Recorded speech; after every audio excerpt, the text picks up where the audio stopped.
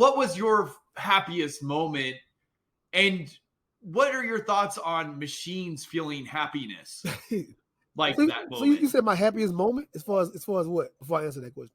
Maybe that's like that's I guess that's a hard question to answer. Like, what's the happiest moment in your life? Like, I mean, there's so many that are I've been varied. blessed, man. But you know what?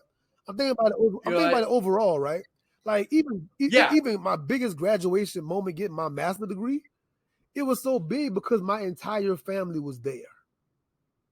And I think about the dinner we had after graduation as a whole family more than graduation. The dinner with the family after graduation is a big picture of it. Long table, both sides of the family lined up. My grandparents are there, together. That's in my mind more than graduation. Even my big book signing, my first book came out, I had these book signings. My mom's there, my aunt's there, my uncles are there. So even in all these big moments in my life, the people that were there is the joy and the happiness more than the thing, It's the people, the interactions, the laughs, the smiles. can that be simulated by a machine? Like, it will. Like, that's the other thing I was thinking about, man. Like, as you're talking about all this stuff, and I'm sort of like, well, what if you can't tell the difference between the human and the machine, like androids and stuff like that? Like, what is that consciousness in us? Like, Man, you know what I'm saying? and you know what? I think for guys like us, like our generation, it's going to be hard to articulate because we live in that between world. Like my generation in particular, I was there for all the analog stuff, but I'm here for the technology. The Yeah. ones before me, like before me, my grandfather in them generations, very, very analog, very whatever, right? And then the kids behind us, my kids, your kids, it's all this technology, right? We live in a very unique space where we have both of those experiences. I think after our generation like die off years later, and it is all animated, it is all robot, it is all android stuff. It's gonna be a whole different definition of love, happiness, sadness, empathy. All these emotional ranges gonna be way like redefined after Yeah, they really our will be, analog man. generation is gone. Come on, Right. man. The whole fabric of life is going to Yes. be just ripped up. Think Yeah. about it. As a kid growing up, before all this technology, to go outside with like 9 or 10 friends with nothing, no devices, no prompts, and like make up a game and play for hours with this made up thing you making up in a field in the grass somewhere, some trees and whatever. Our kids have no concept of that.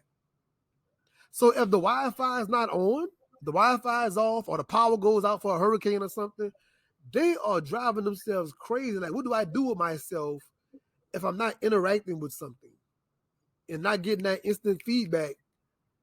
Clicking, how do I live? They have no idea. Yeah. So we Yeah. define No. joy and fun and love in the analog time way different than this. Look, you click the like button on something and the person receiving the like feels loved. The little heart emoji, they feel love seeing the heart on their screen.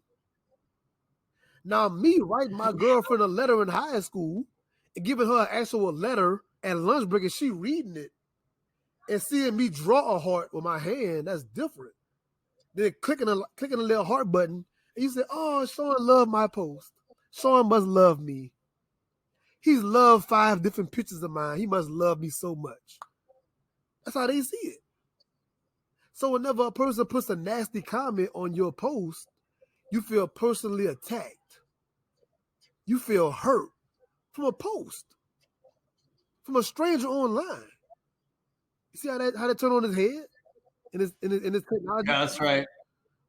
Yeah. And you want What are the definitions of that? And what's personal? What's impersonal? see What's close to you? What's far back away? to There's not even that concept of geography back anymore. to analog. In my childhood, if I had a problem with you at school, I got to see you at school. I got to ride the bus. I got to ride the bus with you together. I got to see you at lunch. I got to see you on the playground. I got to constantly see you if I got a problem with you. In this technology time, I could be online just talking whatever, trying to talk online. I don't have to physically see you. And that changed a lot. I'm not here advocating violence for those that's listening, but I'm saying it changes a lot.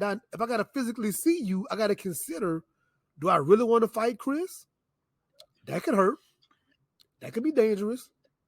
So even if I don't like Chris, I might change my words and my actions around Chris not to get in the fight with Chris. That changes things. But if I never have to see Chris across the country, I can say whatever I want to Chris. What you gonna do about it? What are you gonna physically do about me saying something? You can't do nothing. And that changes how we interact. It changes our communication style, right? Yeah, we can be as mean Oh, or for nasty sure. as we want to be because there's not any consequence, right? Except the psychological. Yeah, there's that, right? And that's it's a whole different level, and people don't know how to just let it go, especially the younger generations.